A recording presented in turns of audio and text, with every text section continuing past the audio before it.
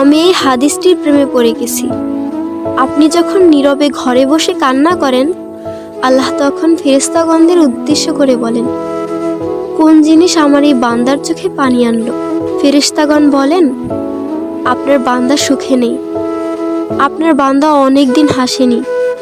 এই বলে ফেরেশতাগণ কান্না করতে থাকেন এবং আল্লাহকে বলেন, হে আমার রব, আপনি জানেন আপনার এই বান্দার হৃদয়ে কি রয়েছে, অতএব আপনি তার জন্য সবকিছু সহজ করে দিন। আল্লাহ বলেন, আমার এই বান্দা এমন কিছু জীবন থেকে হারিয়ে ফেলেছে যা সে অধিক ভালোবেসেছিল।